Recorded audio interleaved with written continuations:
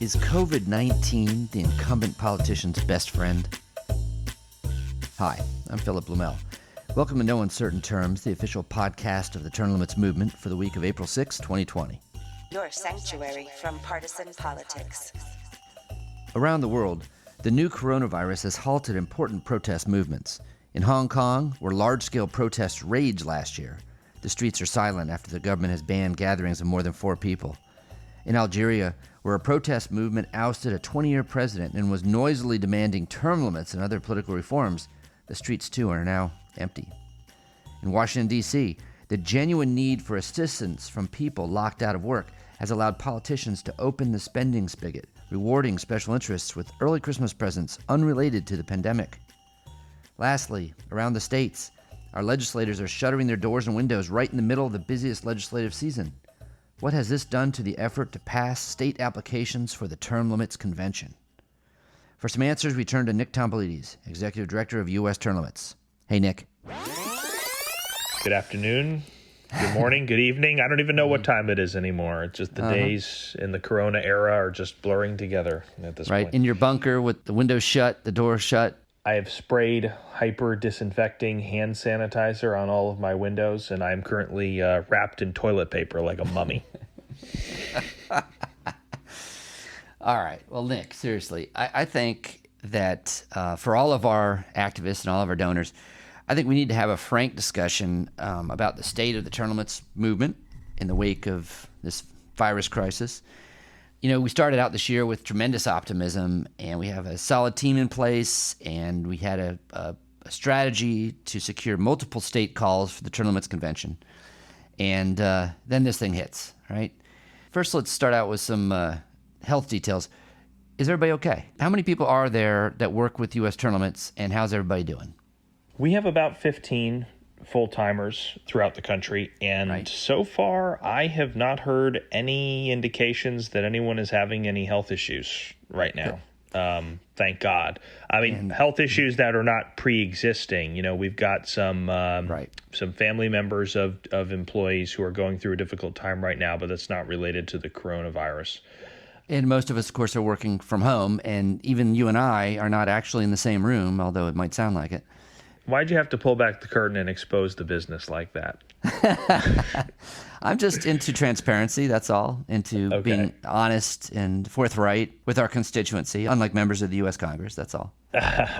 Yeah, well, so far, you know, fingers crossed, everyone has been well. Most people are at home. Most people are working on their computers, working from their phones, calling legislators, 24/7, because the elections have not been canceled, the 2020 elections for state legislatures. They have been postponed in a lot of states. 4 states at least that were active in Indiana, Pennsylvania, West Virginia, Kentucky have all delayed their primaries by a month. Some of them have delayed it from late April into June or May into June.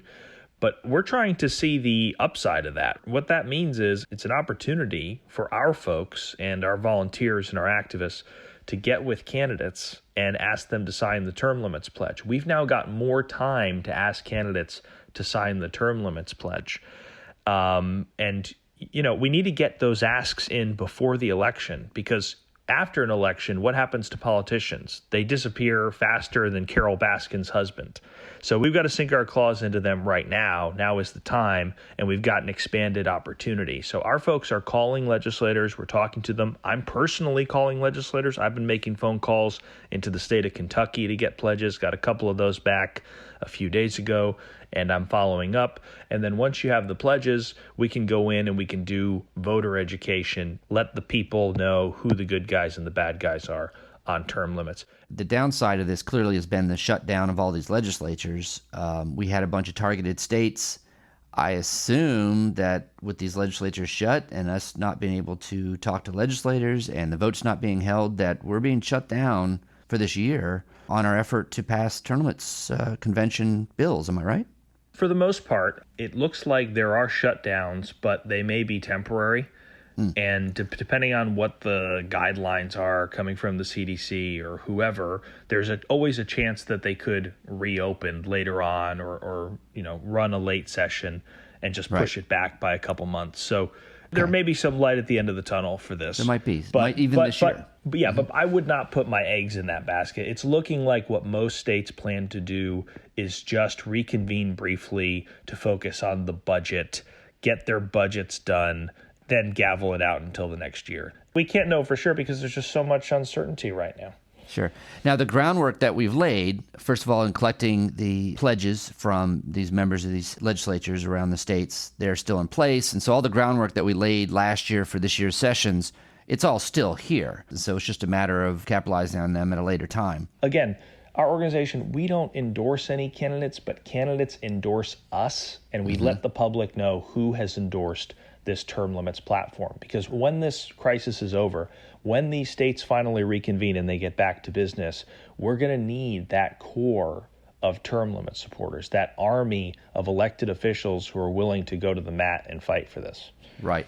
So legislators can't just vote against it and then hope no one notices, because we're going to make sure that people notice, because we're going to put that information right in front of voters, as many voters as we can, and we keep ramping up the number of voters we're reaching. Hi, this is Scott Tillman, the National Field Director with U.S. Term Limits. I'm here with a pledge update. We ask candidates for Congress and candidates for state legislature to sign a pledge that will help us term limit Congress. At present, 70 members of the U.S. Congress have taken a pledge to co-sponsor and support the U.S. Term Limits Amendment of 3 House terms and 2 Senate terms and no longer limit. Over 130 non-incumbent candidates that are running for Congress have also signed this pledge this cycle. We have over 300 incumbent state legislators that have pledged to co-sponsor, vote for, and defend the resolution applying for an Article 5 convention for the sole purpose of enacting term limits on Congress. And an additional 300 non-incumbent candidates for state legislature have signed this pledge. If you have access to a candidate, please ask them to sign our pledge. Pledges are available at termlimits.com. I think we're extra motivated too right now because we're all so disgusted by what's happening in Washington, D.C. at the moment. It's lighting a fire under everybody to fight harder than ever before for term limits, albeit remotely. Yeah, well, as I mentioned in the intro, in a lot of ways, this virus crisis really empowers incumbent politicians, not just in the U.S., but around the world. And it also empowers another one of our great nemesis, the lobbying industry. Last time there was a big crisis that required bailouts, this is back in 2008 and 2009, we saw a 22% growth in the lobbyist industry. And of course, there's more stimulus bills coming. So everybody wants to be positioned to get a piece of that pie. It's disgusting. You could see potentially 2,500, 2,600 new lobbyists getting enrolled to fight for different handouts and carve-outs and loans and all kinds of things. They're going to ratchet up the national debt. We don't talk about the national debt that often, but I think it's okay to talk about because it is a bipartisan issue. You know, you look at polls and people across the political spectrum are very concerned about this. And I'm wondering, are we just going to pretend like the country isn't already $24 trillion in debt? What is going to happen now with, all of this new borrowing, all of this new spending? There's going to be a significant drop off in tax receipts. So revenue to the federal government is going to plummet as a result of the economy being shut down by so many governors, all these executive orders. It's basically illegal to go to work if you're in like a traditional service profession at the moment right now. 50 million people have lost their jobs. So the unemployment rate is going to hit, I guess, 30%. It's like Great Depression levels. The entire economy is like collapsing, and we're spending this money at an unsustainable pace. But when you look at the package that was just passed by the Senate and the House, it was a $2.2 trillion bailout. And if you divide $2.2 trillion by the population, the 320 million, that should mean every American is getting a check for $6,000 or over $6,000. Is that what's happening? Is every American getting a check for $6,000? Hell no. No, they're getting $1,200. So my question is, where the hell is all the other money going? It looks to be one of the biggest congressional heists of all time. You've got $100 billion in there that's going to the hospitals, the medical providers. Nobody's going to argue with that. You've got people dying. You've got people who need supplies, ventilators, testing. Maybe when you see Boeing or a company like that that had trouble before, that unrelated to the coronavirus, is in big trouble. And then, of course, they get hit with a double whammy that their customers are airlines. You see that they're directly in the line of the virus in some ways, and you shrug your shoulders and say, well, okay, they got a lobbyist that's in there. We got the restaurant industry that has to lay off everybody right now. Okay, a lot of people can see this, how it relates to what's going on in this country. But some of this stuff, like with the worker visas, nothing to do with it. I'm going down the list of some of these giveaways. $50 million for the Institute of Museum and Library Services, $75 million for public broadcasting, $88 million for the Peace Corps, $150 million for the National Endowment for the Arts, National Endowment for the Humanities, $1 billion for Amtrak. It just doesn't make any sense. And until you start to look at, who is being serviced by all of this, who were the lobbyists fighting for all of this stuff, the Hotel Lodging Association, the Airlines for America, Franchise Association, Travel Association, Restaurant Association. Yeah. There is a lobbyist in this bill for every special interest in the world except for the American people. There's nobody standing up in Washington, maybe with the exception of one or two Congress members, fighting to have this money directed to the right areas to actually help people. And only the right areas. Yeah. Right. I mean, the wind and solar tax credits made their way in there. Just all this crazy stuff that may be worth considering on its own, but it's got nothing to do with it. But everybody's saying yes to everything, and so everybody gets everything they want. James Clyburn, Democratic leader in the House, was quoted as saying, "This is a tremendous opportunity to restructure things to fit our vision." I think that about sums it up. And of course, their vision is pie in their own pockets. Boys, meet Senator Smith.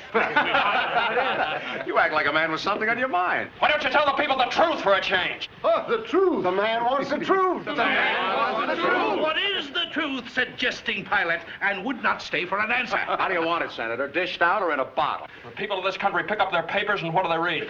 Well, this morning they read that an incompetent clown had arrived in Washington, parading like a member of the Senate. Well, I'll tell you who would have been a great help in Washington, D.C. over the last couple of weeks. George Washington. Well, George Washington, indeed. But I'm thinking of former Senator Tom Coburn of Oklahoma. I mentioned in the last podcast that he had just passed away, and I wanted to spend a little more time on him because he was not only a great friend of the term limits movement, but also the kind of guy that was dedicated his career to trying to stop this kind of lobbyist and professional politician-driven largesse to special interests. It was his singular focus of being in the Congress.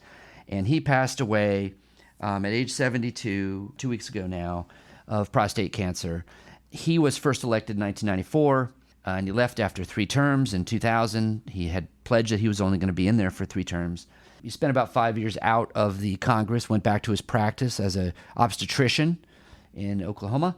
And then he said that he was sickened by the Bush administration spending binge and ran for the Senate, was elected in 2006, pledged only to serve 2 terms in the Senate. And both of these, I would note, are completely in line, these 3 terms in the House, 2 terms in the Senate, with the U.S. term limits amendment, which he not only was a co-sponsor of, but actually a chief sponsor of for a time. Great guy and such a model for what it means to have integrity as a public leader and to be a statesman. I was reading something about him. He was a senator when Obama was president, and at one point he had a great quote. It was like, Obama's policies, terrible. I disagree with the guy 99% of the time, but we're good friends. We get along. We don't demonize people just because we disagree with them. I'm going to work as hard as I can to get this guy unelected as the president because I disagree with him, but he's still a good friend of mine. I just thought that was such a nice sort of, uniquely American thing. That, you don't see civility like that in Washington anymore. I ran into Coburn a couple years ago in, I think it was New Orleans, and he was giving a speech on Article 5, term limits, and I will tell you, he had not lost any of the passion or commitment to term limits that he had when he first started out.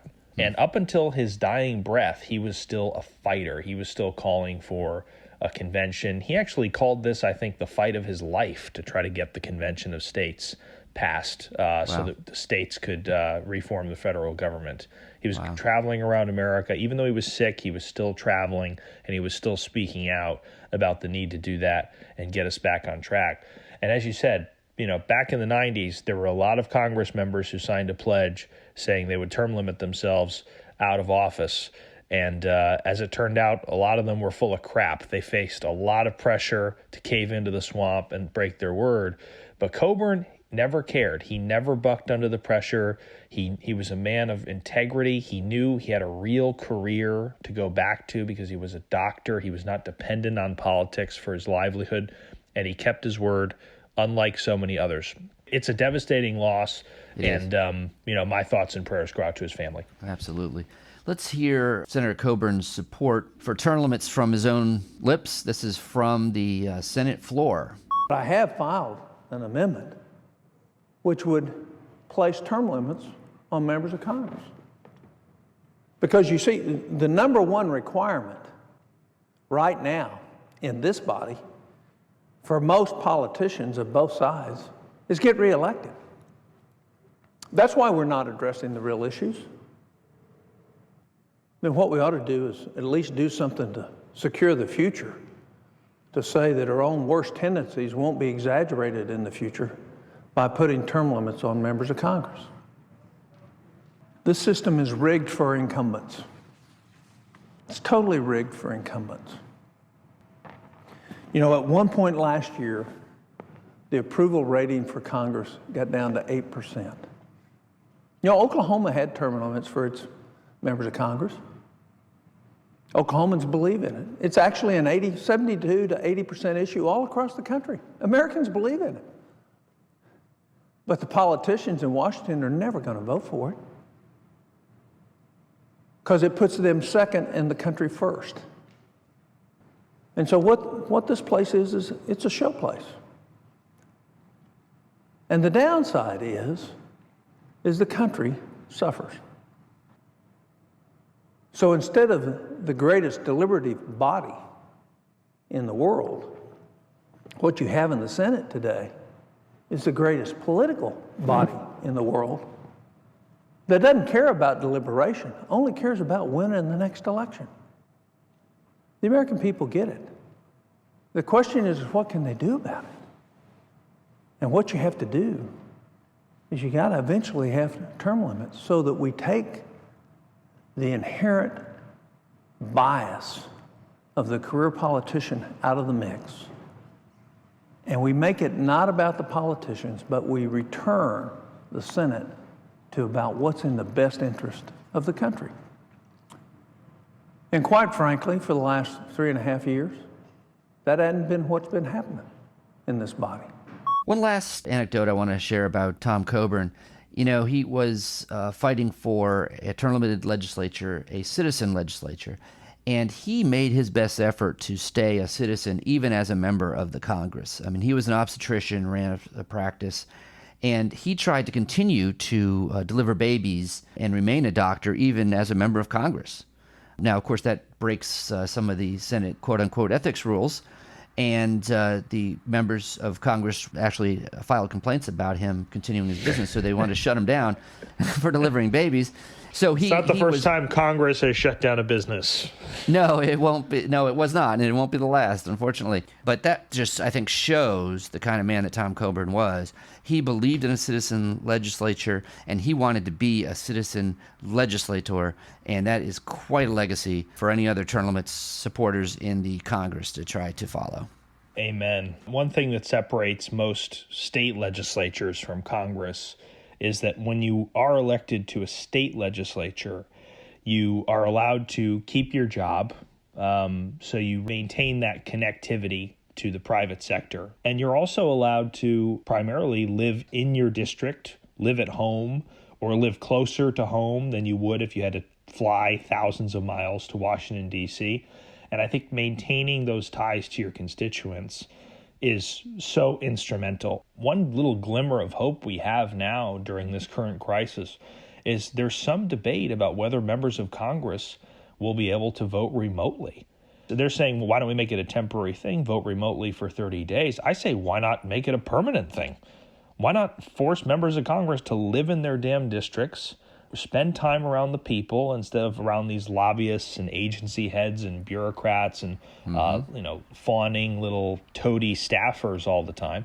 Make them live in their districts so that, they have to go to the grocery store and their constituent can grab them by the jacket and say, hey, why the hell did you vote for that piece of junk? Right. And if that were to happen, you would be modifying and fixing a lot of the wrong attitudes you see in Congress. You'd be erasing a lot of the arrogance and elitism that prevails there. Some good ideas like that might come out of this bad situation. Let's hope so. Thanks for joining us for another episode of No Uncertain Terms. It is a tragedy for our nation that professional politicians who do not face significant electoral competition and are so distant, so divorced from the concerns and needs of working Americans that they are at the helm during this current crisis. It's enough to make you sick. America needs term limits on its Congress. You've signed already, I know, but let's get our friends and family to sign the online petition for congressional term limits. Go to termlimits.com/petition, copy that webpage address, and send it to everyone you know with a note urging them to sign. We'll be back next week. Thank you. The revolution isn't being televised. Fortunately, you have the No Uncertain Terms podcast.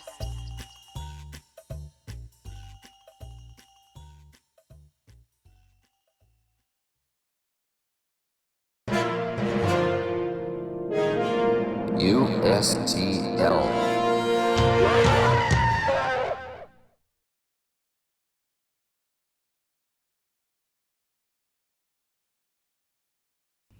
Yep.